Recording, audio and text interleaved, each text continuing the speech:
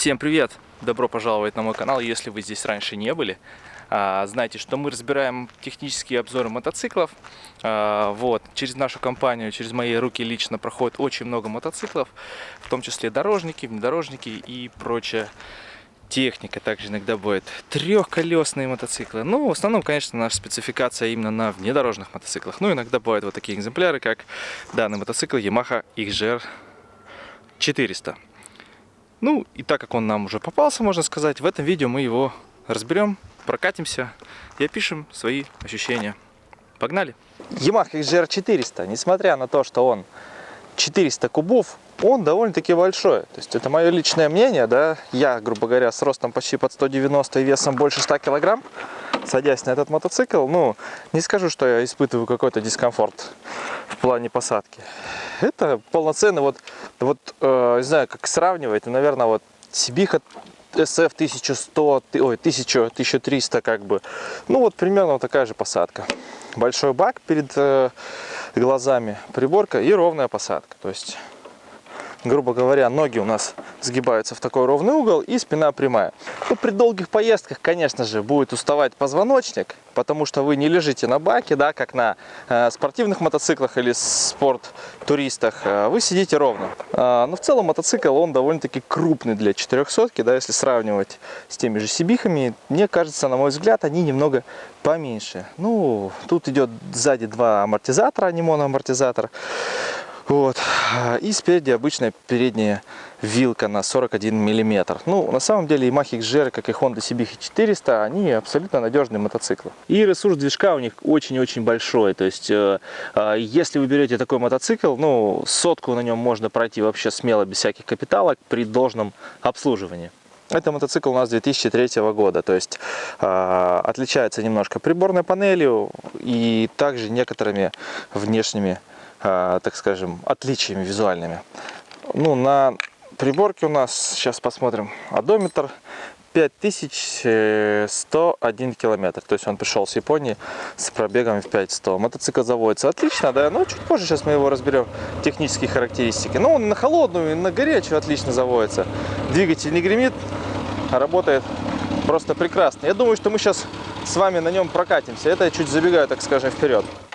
Но в целом, на самом деле, вот лично для меня, на 400-ках мне немножко кажется, что тяга слабовата после 100 километров. То есть, не знаю, разделяете ли вы мнение мое. Ну, если разделяете, напишите в комментариях. Потому что, мне кажется, после 100 километров у них как бы динамика падает. То есть, в принципе, он и едет 120 и 140, на нем можно разогнаться, да.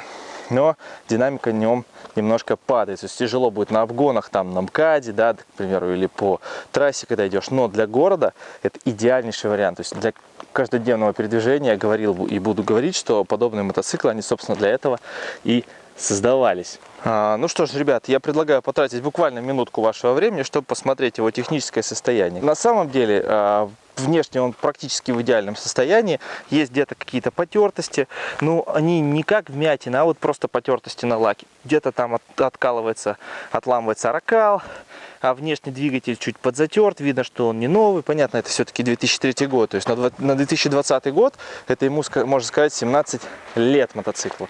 Но несмотря на это, как бы с Японии техника приходит в прекраснейшем состоянии, вот, и на самом деле, ну, мало к чему вообще можно придраться. И вот я даже сейчас покажу, грубо говоря, на блик, да, задний пластик тоже. Но все равно где-то есть какие-то потертости, все-таки это не новый мотоцикл, видно, что на нем ездили, да, там видно, что его эксплуатировали. Про двигатель я говорю, что вот есть немножко коррозии вылазит, да, ну, в целом это абсолютно, так скажем, рабочие моменты, которые должны присутствовать на мотоцикле такого года. Касательно резины, задняя резина в отличнейшем состоянии, передняя резина тоже в хорошем состоянии, не такая, конечно, как задняя, чуть похуже, но ездить, эксплуатировать можно. Раз уж мы забежали на перец, посмотрим тормозные диски. Тормозные диски в отличнейшем состоянии, не кривые, не гнутые, без износа, то есть такое ощущение, что они новые. Остаток колодок, ну, в районе 50%, я не знаю, видно на видео, нет.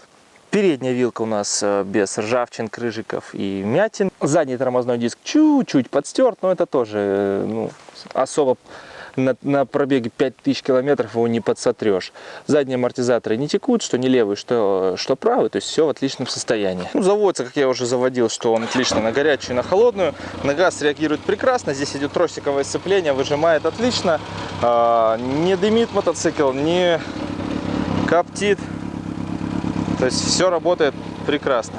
Давайте с ним сразу прокатимся, раз уже завели. То есть зеркала сейчас тут не настроены под меня. Ну, думаю, прокатиться хватит. Передачи, в принципе, я уже предварительно все прощелкал. Вот на сцеплении мы трогаемся без газа. Отлично он тянет, несмотря на то, что мы ехали чуть-чуть в горку. Сейчас я перехвачу другой рукой и продолжим. Так, сейчас на нем прокатимся. Ну, я не знаю. Я попробую разогнаться, передачи до 3-4. Посмотрим, как она пойдет. Посмотрим, получится, не получится на 3-4. Тахометр работает, спидометр работает. Погнали.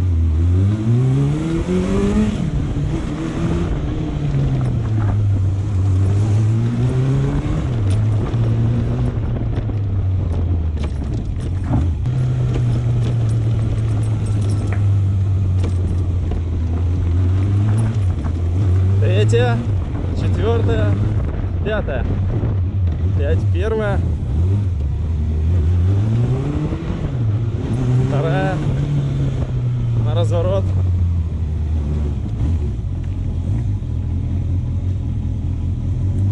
Ну, тяга у него прекрасная. Вот на первой передаче открываю газ.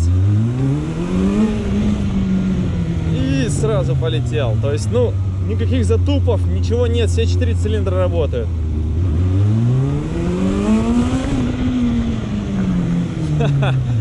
Да, громковато, конечно, он работает с этим глушителем. Вот. Но зато на дороге будет заметно у вас. Тормоза работает, сцепление работает. Передачи переключаются. Полностью рабочий мотоцикл. Что еще нужно? Ну, какие-то мелочи где-то по-любому, может, придется под себя подделать.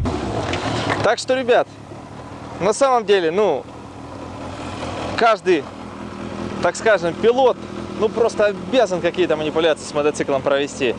Иначе это будет уже как бы не свой мотоцикл, а чужой. То есть лично я в первую очередь для себя настраиваю, в каком положении у меня находится лапка переключения передач, там, да, выше, ниже, угол ноги. Также лапка тормоза, рычаг переднего тормоза, рычаг сцепления, зеркала. Ну, это, грубо говоря, все, как будто вы зеркала в машине и сидушку регулируете, когда садитесь. То же самое на мотоцикле. Поэтому, ребят, ну, давайте подытожим. Yamaha XR это аналог Honda CB400. Honda CB400 это у нас отличнейший, надежный дорожник. 400-ка, легенда, так скажем, выпускалась много лет. Вот. И, грубо говоря, XR такой же надежный, как и CB400. Воздушное охлаждение, воздушно-масляное. Сзади 2 амортизатора, спереди обычная вилка. Вот, для повседневного передвижения по городу. Ребят, если у кого остались какие вопросы касательно данного мотоцикла, вот, я всегда на связи в Instagram, в YouTube. Все ссылки я оставляю в описании. Если у кого будут какие вопросы, я всегда рад обратной связи. Что ж, до новых встреч!